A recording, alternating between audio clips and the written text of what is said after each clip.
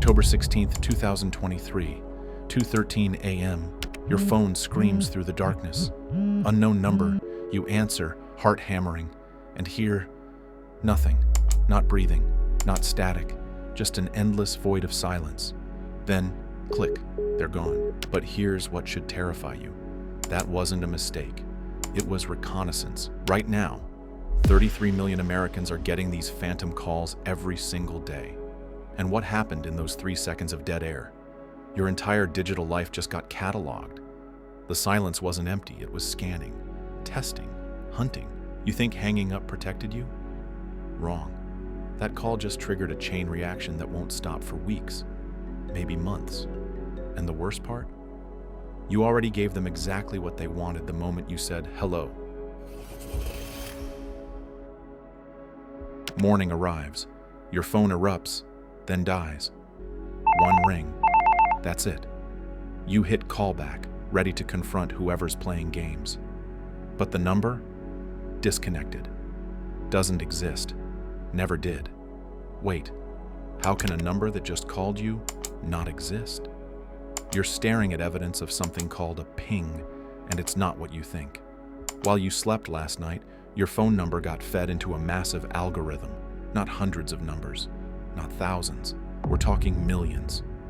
All tested simultaneously by machines that never sleep, never stop, never miss. Here's the brutal math. One robocaller can verify 10,000 phone numbers in under 60 seconds. If just 1% answer, that's 100 confirmed targets. Real people, real victims, and you just became number 101. The ping isn't random, it's surgical. These systems know the exact millisecond delay between your carrier connecting and you speaking. They measure the acoustic signature of your hello. They even analyze background noise to determine if you're home, at work, or driving. 3 seconds of data that reveals everything. Think about this. Why would criminals waste time calling dead numbers? They wouldn't. So they built a filtration system. The ping separates the living from the dead, digitally speaking. Your number just graduated from unknown to verified human. Congratulations. You're now premium inventory. But why the elaborate testing? Why not just call everyone directly? Because there's something these hackers know that you don't. Something about how modern phone systems work that makes this reconnaissance absolutely essential for what comes next. 1:23 p.m. Another call. This time you catch it instantly. Hello? You bark, breathing, definitely breathing. Then, click. Someone's stalking you, right? Actually, no. It's worse. You just encountered a predictive dialer gone rogue, a machine that gambled on your availability and lost. But here's the twist. It still won. In a warehouse somewhere, 47 computers are simultaneously dialing 2,000 numbers. The software calculates that 3% will answer. That's 60 humans. But there are only 45 agents working, so what happens to those extra 15 people who pick up? You're victim number 16, the overflow, the statistical sacrifice. To the algorithm, you're not a person, you're a probability equation that didn't balance. And legally, this is allowed. The FCC permits up to 3% of calls to be abandoned. 3% sounds small until you realize telemarketers make 150 million calls daily. That's 4.5 million people per day answering to silence. But wait, if no human talked to you, what did the machine learn? Everything. Your answer speed, 1.7 seconds. Your voice frequency, stressed. Your location, home, based on ambient acoustics. Time of day you're available, lunch hour, all logged, all stored, all sold. And the best part is that these abandoned calls aren't failures. They're intelligence gathering operations. The dialer that hung up on you, it just built a psychological profile. When you answer, lunch. How you answer, aggressively. Whether you call back, you tried. The breathing you heard, that was an agent listening to another call while the system accidentally bridged you in. For 2 seconds, you were eavesdropping on someone else getting scammed. And in those 2 seconds, the machine learned something crucial about you, something that determines whether you're worth a real scammer's time. But to understand what that is, you need to know about the most dangerous phantom of all. 8:47 p.m. Your phone lights up. International number, or maybe not. It dies after one ring. Not even enough time to reach for it. This is it. The main event. Everything before was foreplay. You're looking at the one-ring scam and its genius in its simplicity. That missed call? It's bait. And your curiosity? That's the hook. Call back and you'll hear this. Please hold while we connect your call. Music plays. Maybe some static. Perhaps a voice saying, "Hello? Can you hear me?" $17. That's what those 20 seconds just cost you. The number you dialed isn't real, it's hijacked, redirected through Caribbean premium lines that charge $3 to $7 per minute. Some victims stay on for 5 minutes trying to figure out who called. That's $35, gone, for nothing. But here's the nuclear option. Some of these numbers don't just charge you, they subscribe you. One callback enrolls you in services that bill $9.99 weekly, forever, hidden in your phone bill between legitimate charges. Most people never notice for months. Last year, Americans lost $130 million to one-ring scams. But that number? It's lying to you. Because it only counts reported losses, the real number is likely 10 times higher. Why? Because admitting you fell for it feels like admitting you're stupid. You're not. These scams are engineered by behavioral psychologists who know exactly which buttons to push. The worst part? Your carrier knows this is happening. They see the traffic patterns. They could block these numbers instantly, but they don't. Why? Because they get a cut. Every international call generates interconnection fees. Your carrier makes money whether the call is legitimate or not. Think you're safe because you didn't call back? Think again. Just seeing that missed call did something.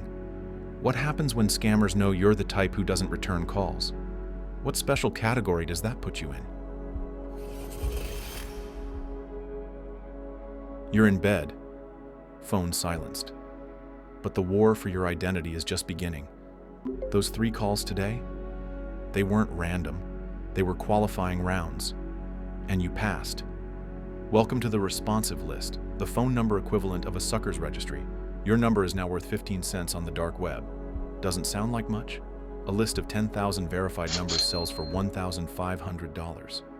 That's rent money built on silent calls. Your number gets bundled with 9,999 others and sold to specialized crews. The warranty scammers get 1 copy.